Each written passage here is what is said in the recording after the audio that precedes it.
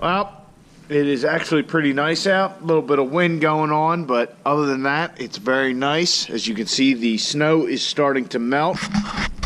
So guys, welcome back to the channel, back to the garage. So if you watched the last video with the four-wheeler playing around in the snow, it's actually been a nice couple of days since then. Actually even nice enough that I have the Cecil County Dragway app.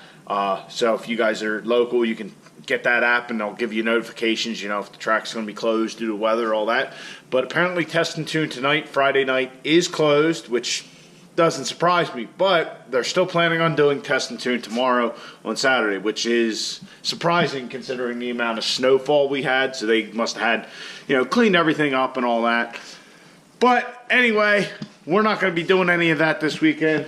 Our big goal is get this head fully installed. It's been way too long since I lost the nut, which is right here in this bag. So I've checked everywhere multiple times. As I said in the last video, when we heard it in the video, you could hear it bounce like 3 or 4 times. So I have stuck my hand and a magnet down all the intake track just to double check here. I've checked behind the computer, around the CP3 pump, around the motor mount. I've stuck magnets in the frame there. I've checked around the starter and I just can't find it. So in here should be our new ARP nut. So we'll open that up and check that out. Then we will get to torquing the head down, and we'll go through that after we take a look at the nut, because I'll be honest, I can't remember what the torque spec is right off the bat.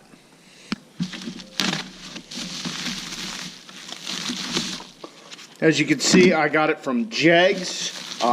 When I called ARP, they suggested to get it from Jegs or Summit. I don't know, I just kind of flipped the coin, really. Little catalog, another catalog, receipt. Where is it? And there it is. So we've been waiting. I think this is about a week after we started this little head gasket. Well, a little bit about a week after we got the head put in, that we're now getting to torquing it down. All because we were waiting on this damn little nut. So if you guys happen to lose yours, here is all the specs. Let's see if you can see that. There's the part number 0070-300-8307. It is a 12 by 1.25, 14 millimeter. Actually 14 millimeters the head size. So we'll get the lubing this up. We'll install it on the head. I actually ran all the studs down with a gun. So what I'll do is I will run all the nuts down by hand, and I'll back off the studs a little bit and just get everything hand tight, and then we'll start our torquing procedure. So as you guys can see here, I have my device out, and you know what we need is a 5 millimeter Allen wrench and a 14 millimeter socket, which we knew, and long exhaust row studs. So these studs on the exhaust row, like I said before, are the longer ones, not the ones under the valve cover. So here's our torquing procedure. We're going to tighten all torque all 26 studs to 40 foot-pounds, 180, and then 125 foot-pounds. Here's our torque chart, I guess you'd call it. Here's, here's all the studs, the order we're going to go. I'll actually probably end up marking number 1 with a marker, and then we just kind of work around. Actually, it should be like this. So we'll work around like clockwise and torque it. I'll leave this out so that way I can use it for reference. One thing to note, ours is already our upper rocker box spacer or lower valve cover, whatever you want to call it, does have to be clearanced. Ours is actually clearance, but I'll show you that when we get there. So let's get the torquing this thing down. We'll start at 40, go to 80, and then go to 125.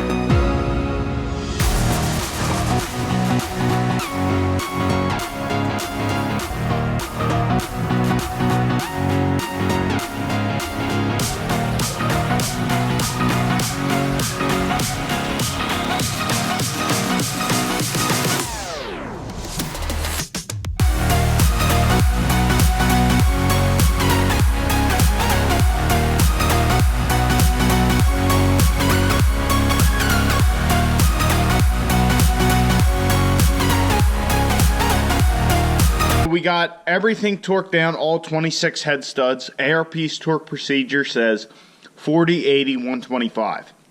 So that's what I did. But as you can see, I did number all of them too. It just made it easy. I didn't have to keep looking at the chart and all that. I just could go 1, 2, 3, 4 and just keep going right around. Just made the chances of a mistake a lot less. So it's definitely something that I probably will do in the future. It just makes it easy, especially since this head has no oil or anything on it. If you're just putting studs in for the first time or whatever, it might not be so easy to do that. Anyhow, when I did the first torque of 40, I torqued everything, went back, checked 1 and 2, and I got a good bit of movement out of the stud. So I torqued it again, and then I did it a third time, and after that I didn't get any movement. So then I did 80, and I think I had to torque that twice, and then I went around twice at 125 just to make sure everything's good and seated, because this is an O-ringed head, so I just wanted to be extra careful, make sure everything was set where it should be until we moved on to the next step. Also, I installed this fuel line back here. It's a fuel return line. I installed that because it is a banjo bolt in the back and then one on our fuel filter delete plate from Fleece here, right there. I don't know if you can see it. Anyhow, I installed that now because getting to the back of the head when the injectors and all that are in is probably going to be a pain. So I figured I'd just get that out of the way now. So speaking of injectors, that's where I'm going to go next. Probably going to clean out the bores here for the injectors. And to do that, I'll probably just tape a hose to the vacuum. And I put the thermostat in too to keep any debris out of there. But anyway, I'll vacuum that out. And then we will install our injectors. So I have these D-Tech kits, which are the O-ring for the injector, O-ring for the feed tube itself, and the copper washer for the end here. So I know a lot of people say to replace these feed tubes anytime you do injectors. Well, for our case, I think that's bullshit. Now let me explain why I say that. The feed tube itself is actually keyed, so it can only go in one way, and your injector sits, a certain way as well. So being that we're going back with our old feed tubes and our old injectors, if we were putting different injectors in, it'd be a different story, but we're using the same injectors. So this hole on this injector should line up exactly with this feed tube right here. See the key? So as long as we haven't dinged up the end here, which we pulled them right out, came over here, set them on the cardboard.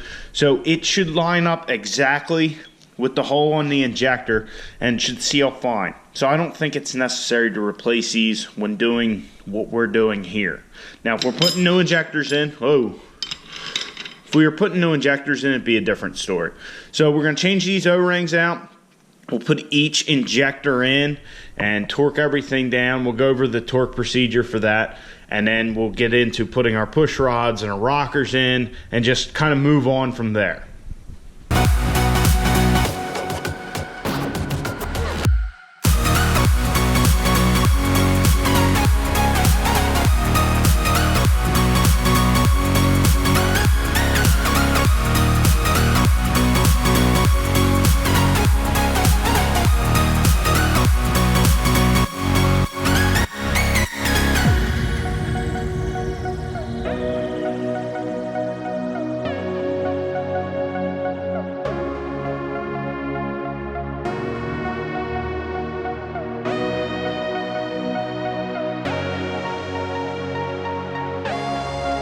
So I got injectors 6 through 2 installed. The only reason I didn't do 1 was to show you guys.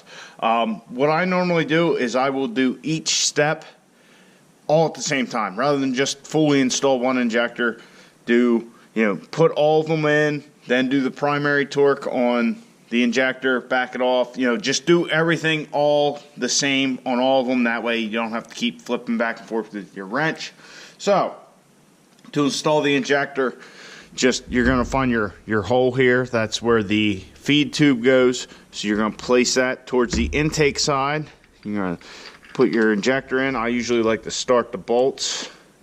And then Now this is easy on, say, 1 through 4. 5 and 6 is a little more difficult. You're going to try and press down, and you'll hear the injector pop in. So then you'll run your bolts down the rest of the way. Then we will take our torque wrench and we will do a primary torque on here of 44 inch-pounds. So take our torque wrench here, and we're going to just, do like a half a turn, or something like that per, just so that way we're coming down evenly with the injector.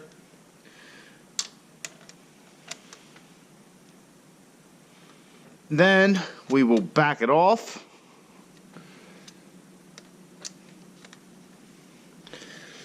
Basically all this is doing is seating the injector.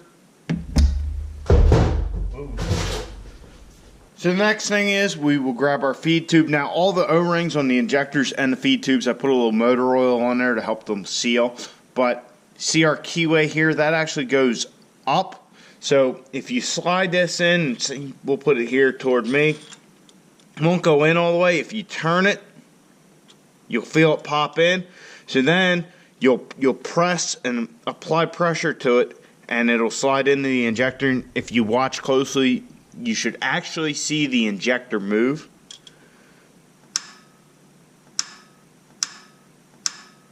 So now our feed tube's installed. We will put our son of a bitch. After our feed tube's installed, we'll put our nut on. So now our retaining nut's installed. We'll torque this down to 11 foot-pounds.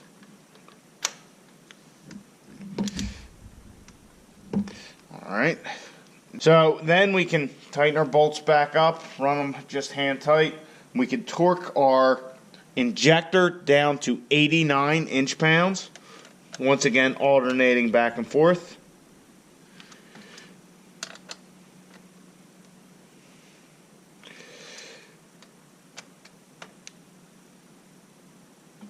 Then our final torque on our nut here is to 44 foot-pounds.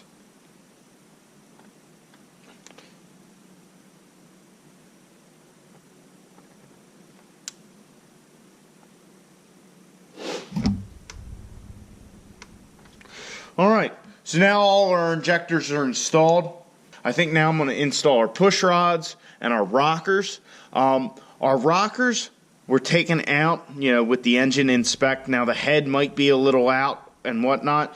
We're not going to back the adjusters out. We're just going to bolt them down and torque them, and we're going to see where we're at. I'll put it to the top dead center, and then we'll put it to the other top dead center and check everything. Hopefully they're within spec, or at least close, because I plan on doing a hot retorque on the engine, bringing it up to operating temperature, take the valve cover off, torque everything back down. At that point, we will do our final setting on our valves, just, to get the lash, dead nuts accurate. That's an industry term. Dead on, balls accurate. It's an industry term. We'll do that, and then we'll work on our intake side and all that kind of good stuff.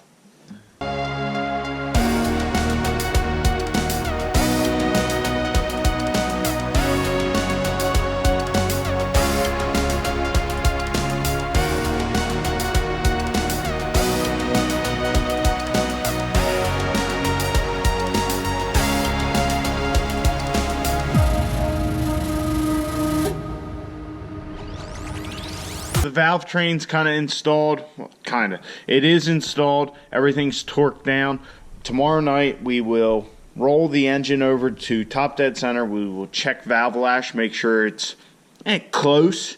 Now when I say close, I mean within spec. We're not going to do any adjusting unless we absolutely have to, for the simple fact that when we go to do a hot retorque, we're going to actually have to remove them to do that, because as you can see, you can't really get to this nut here. Yeah, I don't think you'll be able to. We'll find out.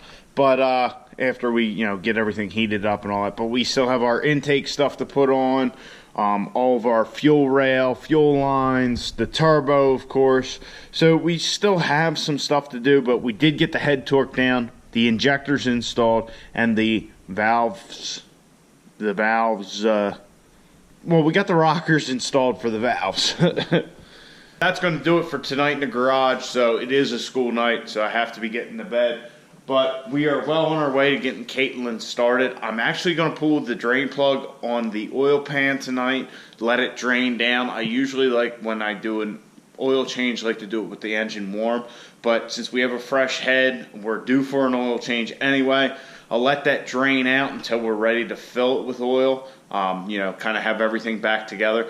Get all that old oil out of there and get some fresh stuff in there.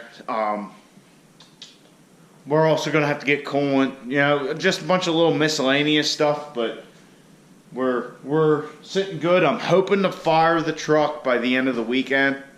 Tomorrow night would be nice, but I'm not going to rush to do it. You know, Moby Dick has been performing wonderfully and sounding good with that blowed up muffler. So I hope you guys enjoyed the video. If you did, please like, subscribe to the channel. I'll catch you guys in the next one. Get out in your garage. Get the wrenching on your truck.